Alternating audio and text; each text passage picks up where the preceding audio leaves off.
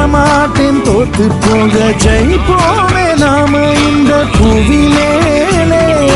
சிவனும் சக்தியும் சேர்ந்தா மாசுடா எதிர்த்து நின்னா